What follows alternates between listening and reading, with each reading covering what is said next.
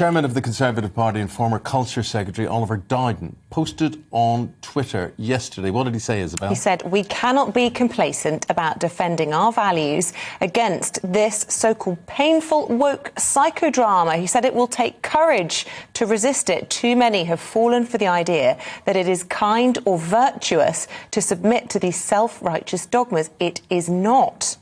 Really interesting intervention from him to analyse this further. Yeah, but I just want to say about this, I do think where the former Culture Secretary is right, is that I do think you have to be brave.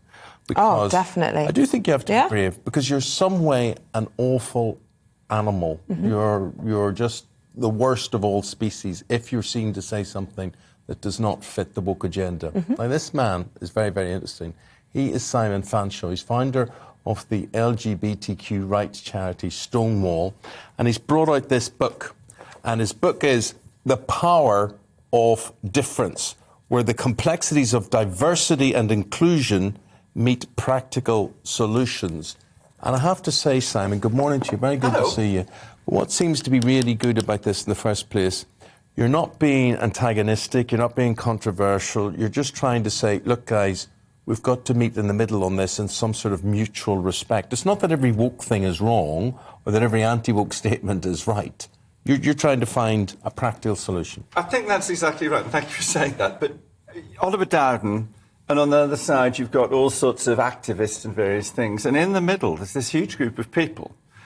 This side are being told, I don't care, I'm going to be insensitive, I don't care what, it doesn't matter. Statues, pull them, oh, that's our history. Well, it's not our history. Actually, there's a debate about statues. Let's have that debate. On the other side, there's the thing that the minute people say something that they may not intend to be offensive, it may be thoughtless. I mean, that's how we learn, isn't it? We make mistakes. Education, I agree. There is this whole vocabulary that I'm even quite frightened to say the words that we thought were OK that you cannot now say because they're deemed to be offensive somewhere or other. But education, the way is not to cancel, surely. The way is to say, no, actually, here's why that's not acceptable. I think that's right. I like to think of behaviour and language in terms of broadly three categories. There's careless, thoughtless and malicious. Careless. I did this thing the other day and I said something about, the great British snack, the bacon sandwich. And a guy in a yarmulke put his hand up in the front row and said, not for me. Yeah. And that was great. He was sending me up and that was all fine. Malicious, we know what that's about. That's when people deliberately set out to offend. The problem is this stuff in the middle, is where it's all ambiguous. We don't know. We're human beings. I can't know how you see the world, how you experience the world, how you feel the world. If anybody's ever been in a relationship, don't you wake up sometimes in the morning and think, I have no idea who you are as you look at your partner. And other days when you wake up and you think, I know exactly who you are. But so this thoughtless bit in the middle, that's when there's a gap between our intention and the effect of the remark. And the danger is to leap on that and move it into the malicious.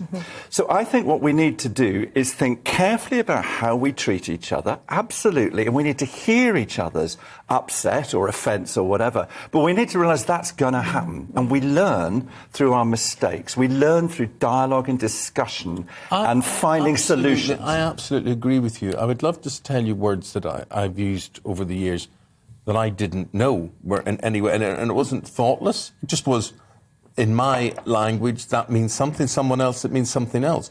So the education thing's very important, but the cancel thing, that's pernicious and malicious. Yeah. I think the danger of it is that's right, is that once you've moved people into this malicious section, if I can use my tripartite division, once you've imputed a motive to people, what you're then doing is you're cutting off dialogue. So, for instance, if what you say is that there is simply an uncontrovertible, an unbridgeable gap between black people and white people, then what you say to me and my husband is, actually, I, white person, am stuck in the oppression category. He, black person, stuck in victim category.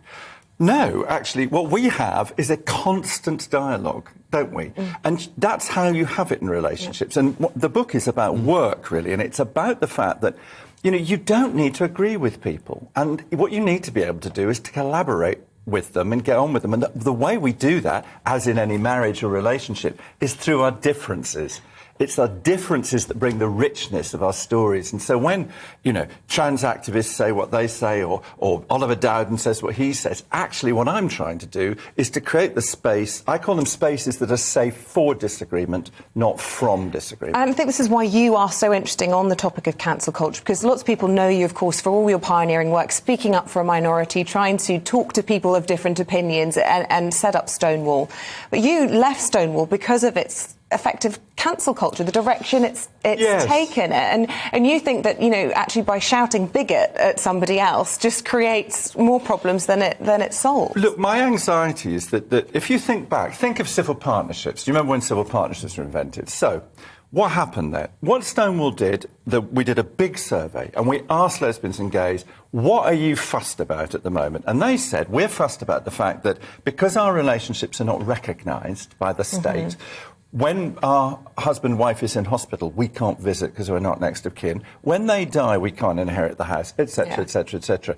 So what we did was we took those concerns and we looked for solutions. Now, had we just said, right, we demand marriage, the Pope and his sister, the government and all the organised churches would have risen up against us and we wouldn't have got that solution. What actually happened was we went down the middle way. We found a compromise which everybody could work with called civil partnerships. And here's the thing. When your mother, granny, aunt, sister, uncle, whatever, who didn't approve of homosexuality was then sat in the front row of the civil partnership, the question no longer was, are they in favour of homosexuality?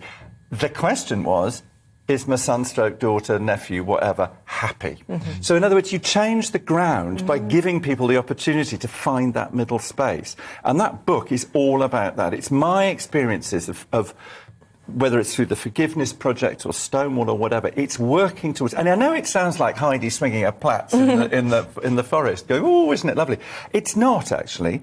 That's where the exciting stuff happens, is when you value people's differences. But have you suffered consequences for standing up to this kind of aggressive cancel culture? Because, as Eamon was saying, it takes real courage to speak up, and I suppose a lot of people dare not say anything, don't they? And it's that silence, that complicity, that means that we're bowing down to these pressures from a squeaky minority, many people would argue. I think that's right. I think you're right. I think people are very frightened. I mean, YouGov did a poll just before Christmas. 40% of people said they were scared to speak up about their opinions at work. I mean, remove it from all this stuff. I mean, say you're in a very liberal environment and you're a Brexiteer or you voted Tory. Universities would be a classic example. Brexiteers who voted Tory in universities don't speak up a lot. So what's happening, I think, is that there's your Oliver Dowdens and your trans activists or your whatevers, and everybody's there shouting at each other. There's this vast group of us in the middle who are saying, actually, what we'd like to do is stumble around a bit. And actually, we don't want change imposed on us. We don't want people lecturing us about what is right. We want to stumble around a bit, discover a bit of truth. And what's happening, particularly in businesses and organisations, is... Can you think of another... I mean, if here, you were sitting down saying, what's our strategy for the next 2 years? And we're going to do a business strategy, broadcast... Would you ever say to somebody in that group, we're not going to listen to you because of who you are? No. You would say, I disagree with what you say. I think our strategy should be this. I think...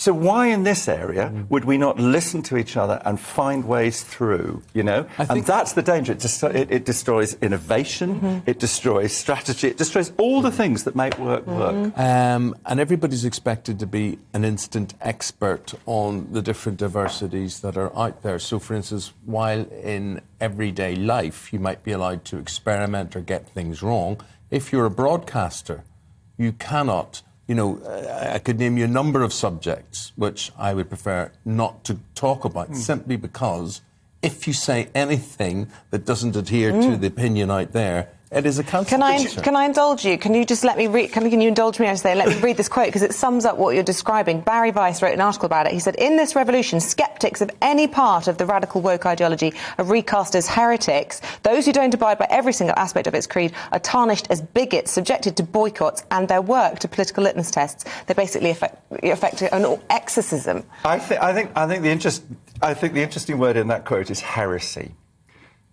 I'm very dull in this respect. Back to the civil partnerships things. You know, faced with a problem, I like to find a solution. And I think the way you do that at work, wherever, you use this power of difference. You use the different things that people have got. The danger with what's happening at the moment is things are becoming sort of literally religious. In other words, disagreement becomes heresy. It becomes betrayal. Yes. Rather than it becomes the productive seed from which you get new solutions. It's the intolerance on the woke side that I find. I mean, I love debate. I mean, we're all in this sort of this industry, and you love debate, and you love argument, and you love, you know, finding common ground or whatever. And you can actually talk about things that aren't personal. They can become just an intellectual stimulus. What if, or why do you believe in that? If I say this, why would you say that? That's fine. But I think in a public platform, there's now no room for that. Well, there's a sort of, I think there's a confusion now between hurt and harm. So people say things like, you make me feel unsafe. Well, there is a difference between feeling unsafe and being unsafe. Yes. Equally, on the other side, Oliver Dowden talks about our history. Well, actually, when you're faced with the slave trade and the way in which the Industrial Revolution, the British economy, and much of the wealth that we still have in the country was built on a massive sin, if you like, the trade in people. When that is a debate that I want to have and we should have, and I don't want Oliver Dowden shutting down a debate which should be had by saying, oh, it's woke. Because racism, slavery, homophobia, transphobia, sexism, all these isms and phobias are things that we need to deal with. On the other hand, I don't want the people who are suffering this to be permanent victims and not allow any discussion of a way in which we can find a solution. It's complicated. Our viewers say, forget Russia and China, by far the biggest threat to the Western democracies are ourselves. Chris says, woke is a compliment. It means you know what's going on. Well, that's right. The thing about woke is it does mean that you're awake and alive to these things. And this is a good thing, by the way. Getting rid of discrimination is a good thing, you know. But there's a great quote in the South African Constitution, the first constitution, as it happens, that has sexual orientation in it as a basis for protection. But it talks about unfair discrimination. So not all discrimination's wrong. Rights do clash. We have to make decisions, and the only way we can decide, when Malala was sitting on that bus and the Taliban got on and somebody pointed a gun at her head, he thought he was pursuing his religious freedom. She thought she was pursuing the right to education for girls. Both of them have that right. On the other hand, clearly that right clashes. So my whole point is to find the power of difference, find the way in which we can talk to each other. We must have you back. We must continue Fascinating this. debate. Simon Fanshawe's book is The Power of Difference, and it is available now.